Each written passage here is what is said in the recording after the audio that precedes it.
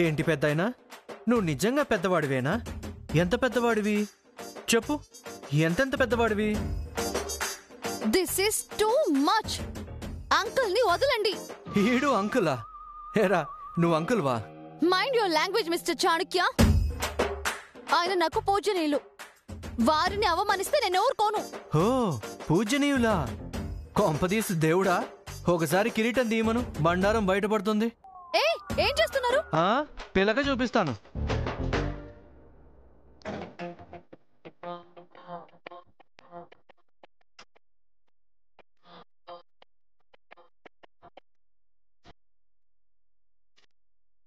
Uncle కి పిల్లక ఎందుకు ఉంటుంది? అది చారు కేసుకుంటుంది. అంటే మీరు చారీని? సారీ, చారు కేసు అనుకుని పొరపాటు పడ్డాను. అంకుల్ ని చారు కేశ అని ఎలా అనుకుంటారు?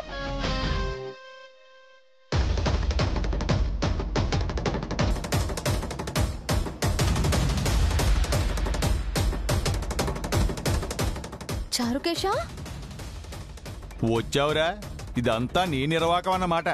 నాన్నరు అది ఏంటి? ఇదంతా చారుకేశ? అమ్మాయి గారు అది చెప్పరా, నీ కుట్ర ఏమిటో బయట పెట్టు. కుట్ర ఏంటి చారుకేశ? మా ఇంట్లో నాలా వేషం వేసి వాళ్ళ అమ్మను మాయ చేశాడు. ఈ ఇంట్లో మిమ్మల్ని ఏమారుస్తున్నాడు. వీడేదో పెద్ద ప్లాన్ వేశాడు. ఏం ప్లాన్ వేసావు చారుకేశా? సార్ ప్లాన్ ఏం లేదు సార్. మరెందుకు నా వేషం వేశావు? నిన్ను ఎంతగానో నమ్మాను, విశ్వాసంగా ఉంటున్నావనుకున్నాను. నన్నే చీట్ చేస్తావనుకోలేదు. నీ వల్ల మీ డాడీని అనరాని మాట్లాడినాను. This is not fair చారుకేశా.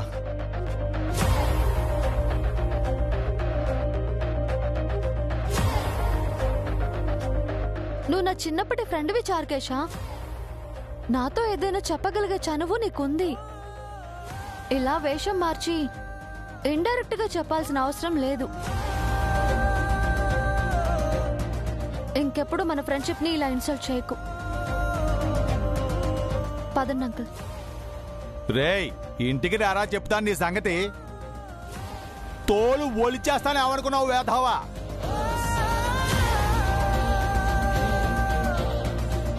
Sorry Charukesha, నా వల్లే ఇదంతా. I'm extremely sorry. ఇందుకే వద్దన్నానండి, మీరేమో ఫోర్స్ చేశారు. ఇప్పుడు సార్ని, అమ్మాయి గారిని, మా నాన్నని నేను ఎలా ఫేస్ చేయాలి? ఒక ప్రాబ్లం సాల్వ్ అవుతుంది అనుకుంటే కొత్త ప్రాబ్లం క్రియేట్ అయింది.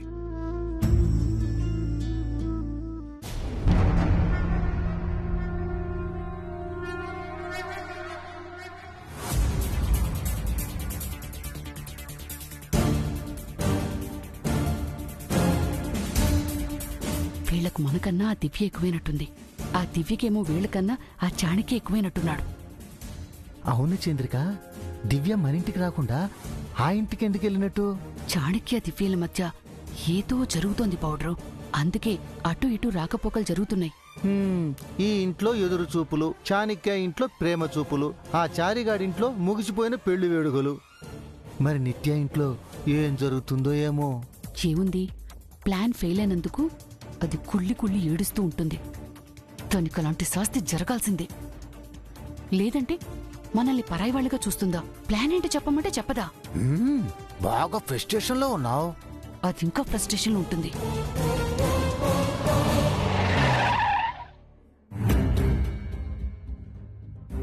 దివ్య వచ్చినట్టుంది.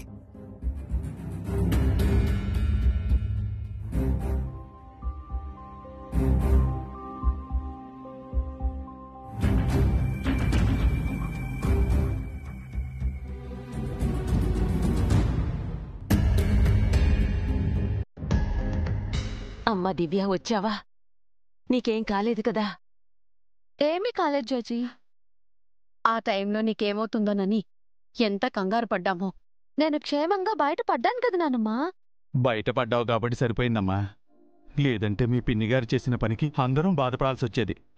అందుకేరా ఈ పెళ్లి రోజులు అవి జరుపుకోకూడదు అనేదే. మేం ముందే చెప్పినా మీరెవరు వినలేదు. ఇప్పుడు అనుభవం ఏమి లాభం? ఇప్పుడు ఏం జరిగింది తాతయ్య? ఏం జరగలేదు కాబట్టి ఇలా ప్రాణాలతో మాట్లాడుకుంటున్నాం దివ్య. అసలు ఇలాంటి వాళ్ళకి ఫంక్షన్ అవసరమా? వాళ్ళ ఇళ్ళకి మనం వెళ్ళటం అవసరమా? కొన్నేళ్లు మీరు ఆ ఇంటి చుట్టే తిరగారన్న విషయం మర్చిపోకండి వదినా. మేమేమైనా ఊరికే తిరిగామో చెల్లెమ్మా? అక్కడ మంగ ఉందే వెళ్ళాము. మంగన కంటికి రెప్పలా కాపాడాం. మంగను కాపాడింది మీరు కాదు, చారి మీనాక్షిలు. మేమేం చేసినా మీకు తక్కువేమమ్మా, పరాయి వాళ్లే మీకెక్కువ. ఇక ఈ గొడవంతా ఏం వద్దు.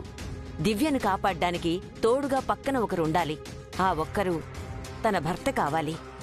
జేజీ, అవునమ్మా, నేను బామ్మగారు మాట్లాడుకున్నా. నీ పుట్టినరోజుకి అభి ఎలాగూ వస్తాడు. ఆలోపు నీకో వరుణ్ణి నిర్ణయించాలి. అప్పుడే నాకు పెళ్ళేంటి నాన్నమ్మా? చేసుకోవాలి దివ్య. నిన్ను నేను, మీ నాన్నమ్మో, చారియో కాపాడలేము. నీకు తోడుగా అండగా రక్షణగా ఉండేది, నీకు తాళి కట్టి నీతో 7 అడుగులు వేసేవాడేనమ్మా దివ్య. ఇంకెవర్నీ మేం నమ్మలేము. లేదు నాన్నమ్మా. వారు చెప్పేది నిజమమ్మా. నీకు కాబోయే భర్త మాత్రమే నిన్ను కాపాడగలడు. వారి మాట కాదనుకో. కానీ అంకుల్, నీకు పెళ్లి చేయాలనేది మా నిర్ణయం. నీ మనసులో ఎవరైనా ఉంటే చెప్పమ్మా. ఇంకెవరు? ఆ చాణక్య అయి ఉంటాడు. ఆ విషయమే చెప్తుంది చూడు. అలాంటిదేం లేదు జేజీ. ఉన్నా పర్వాలేదమ్మా. అతను నిన్ను కాపాడగలిగేవాడైతే చాలు. నీ ప్రాణాలకు అండగా ఉండాలి. ముందైతే దేవీపురం వెళ్ళి శాస్త్రిగారికి దివ్య జాతకం చూపిద్దాం. దాన్ని బట్టి సంబంధాలు వెతుకుదాం. చారి, అందరం దేవీపురం వెళ్తున్నాం. ప్రయాణానికి ఏర్పాట్లు చేయి. అందరూ ఎందుకండి? మీ ఆరోగ్యం కూడా అంతంత మాత్రంగా ఉంది. పైగా ఈ విషయం నిత్యాగారికి తెలిస్తే దారి మధ్యలో ఆవిడేదైనా ప్లాన్ చేసే అవకాశం ఉంది. అందుకని దివ్యమ్మ జాతకం తీసుకుని నేను ఒక్కనే దేవీపురం వెళ్ళొస్తానండి. చారి చెప్పింది కూడా సమంజసంగానే ఉంది బామ్మగారు. అలాగే కానివ్వండి. మరి నేను ఆ పనిలో ఉంటానండి. సెలవు. వెళ్ళొస్తాను దివ్యమ్మ. ఈ ఇంట్లో ఇంతమంది ఉన్నాం. ఆ చారిగాడు చేసే పనేదో మాకు చెప్పొచ్చుగా. ఇంట్లో ఇంతమంది ఉన్నా ఒంట్లో విశ్వాసం ఉన్నది కొద్దిమందికే ప్రసాదు. ఆ కొద్దిమందిలో మీరిద్దరూ లేరు.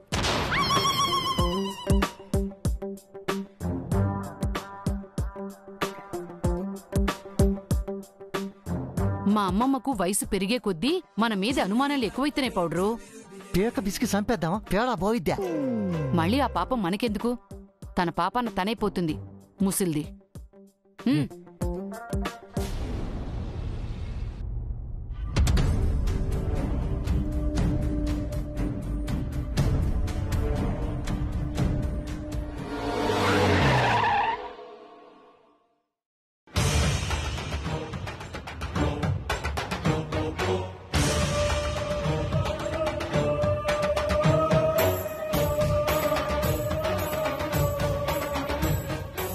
నమస్కారం స్వామి. నమస్కారం. దయచేయండి.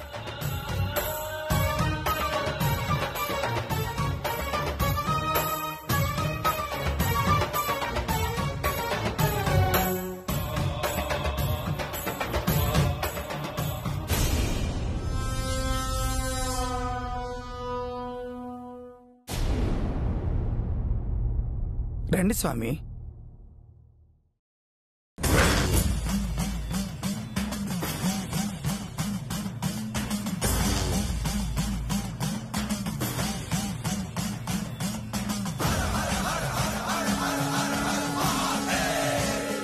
ఏమైంది స్వామి?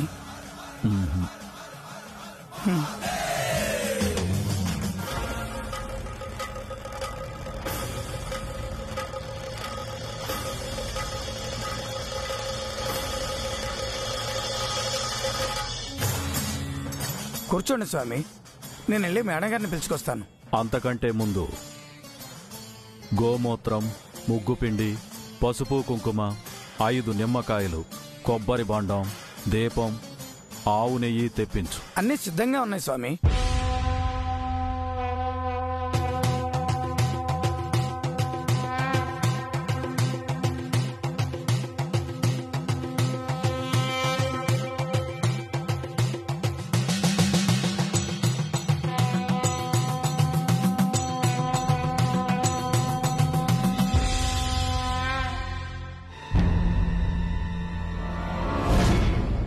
మేడం, స్వామీజీ వచ్చారు. వస్తున్నాను.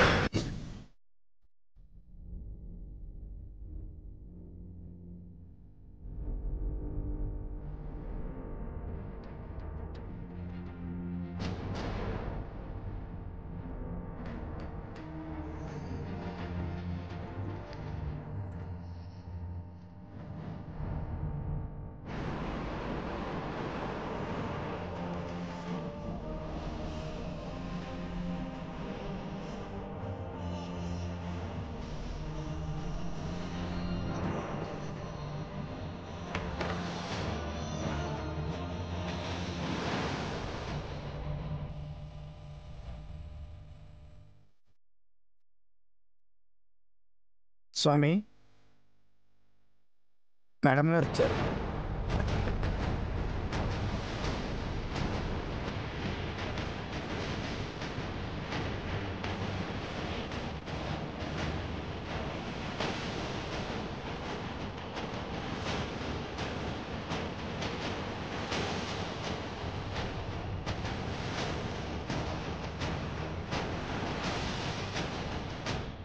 శాస్త్రి గారు, నమస్కారం. శాస్త్రి గారు, నమస్కారం అండి. మీతో కొంచెం మాట్లాడాలి. కూర్చోండి.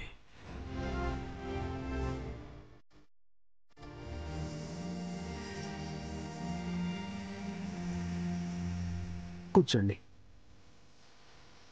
ఆ జాతకం ఇలా ఇవ్వండి.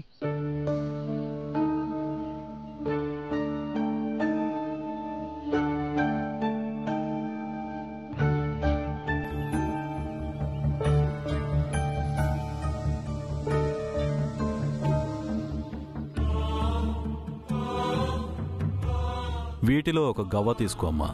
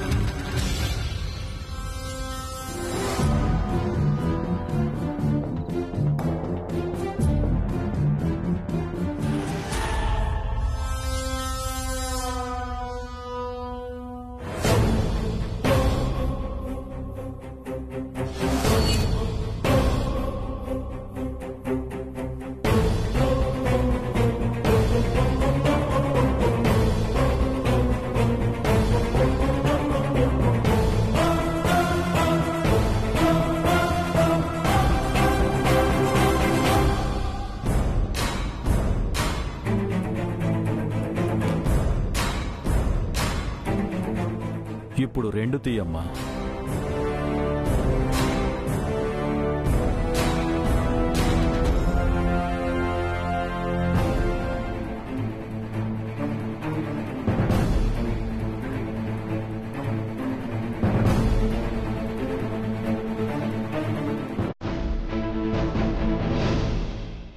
ఏంటి శాస్త్రి గారు?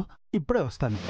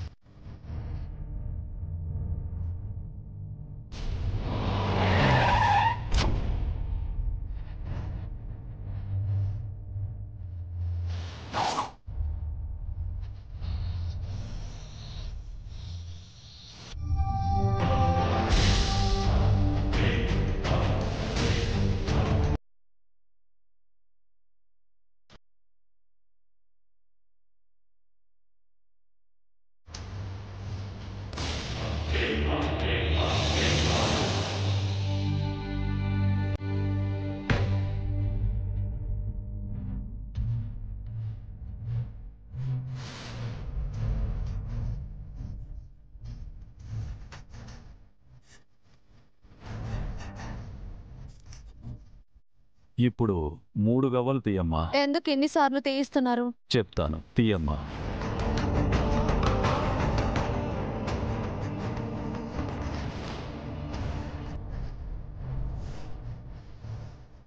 ఏంటి చింత్రిక, లోపల క్షుద్ర పూజలు జరుగుతున్నట్టున్నాయి. అది క్షుద్ర పూజ కాదు, మంచి పూజ.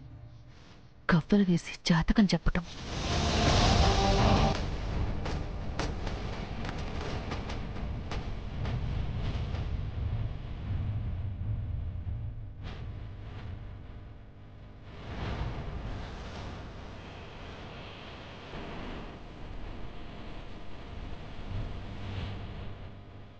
ఏమిటి శాస్త్రి గారు అవి? సూర్యదేవర వంశీయుల జాతక చక్రాలు, రాశిఫలాలు, అదృష్ట దురదృష్టాలు.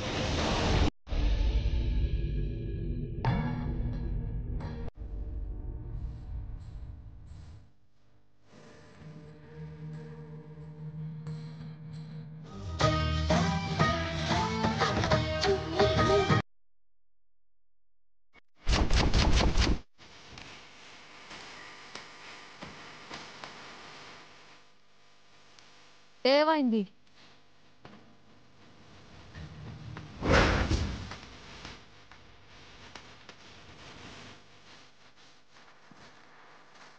ఏమైంది శాస్త్రి గారు?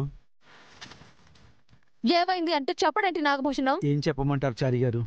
ఏదైనా సరే చెప్పండి. ప్రాణగండం ఉంది.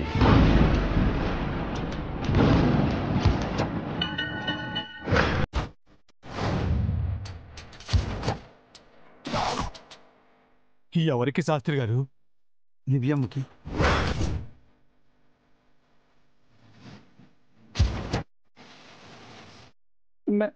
మేడం గారికి ప్రాణగండం ఏమిటి?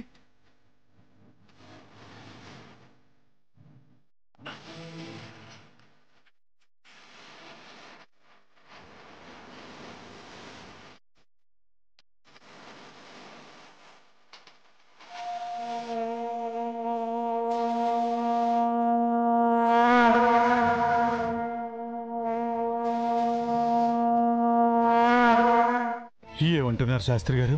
మీరు అడుగుతున్న ఆ కళ్యాణ ఘడియలు దివ్యమ్మ పాలిట మృత్యు ఘడియలు. అంటే ఏంటి అర్థం స్వామి? ఈ ఇంట్లో దుష్టశక్తి, ఈమె ఒంట్లో ప్రేత కళ స్పష్టంగా కనిపిస్తున్నాయి.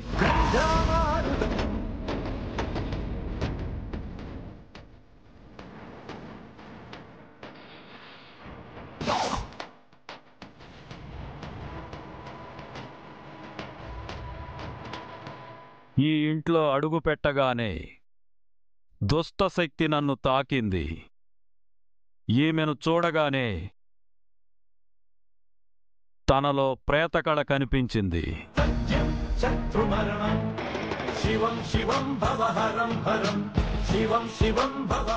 వామ్మో, ఈ ఇంట్లో దెయ్యం ఉందంటే చంద్రిక, పారిపోదాం పద. దెయ్యం ఉన్నది ఇంట్లో కాదు, ఆ నిత్య ఒంట్లో. అదే పెద్ద దెయ్యం. దాన్ని మించిన దుష్టశక్తి ఈ భూమి మీదే లేదు. లేదు శాస్త్రి గారు, అలా జరగకూడదు. ఇలాగే జరగాలని విధి రాసిపెట్టుంది చారి గారు. ఇలాంటివి నేను నమ్మను. నేను అబద్ధం చెప్పనమ్మా. అవును మేడం, ఇప్పటి వరకు స్వామీజీ చెప్పినవన్నీ జరిగాయి. ఇది మాత్రం జరగకూడదు శాస్త్రి గారు. ఎలాగైనా ఆపాలి.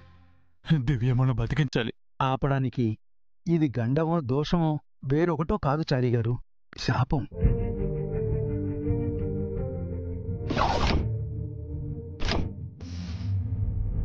నే అనుభవిస్తున్న ప్రతి వియోగాన్ని నువ్వు అనుభవిస్తావు. నీ తరతరాలకు ఈ శోకం వంశాగతమవుగాక. ఇదే నా శాపం.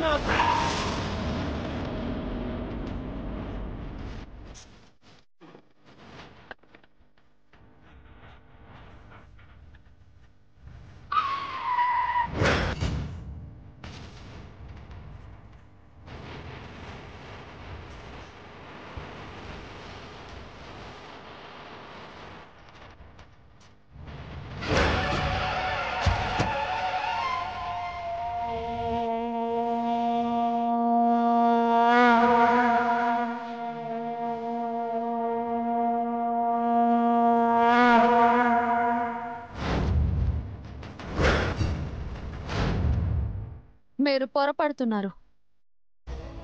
శాపం ఉన్నది నాకు కాదు, నా అక్కకి. అది ఎప్పుడో చచ్చిపోయింది. ఆ విషయం మీకు తెలుసు కదా శాస్త్రి గారు. శాపం ఆ ఇంటి కోడళ్ళకే కాని కూతుళ్ళకి కాదు కదా. మీతో 3 సార్లు గవ్వలు తీయించి చూశాను. ప్రతిసారి ఫలితం ఒకేలా వచ్చింది.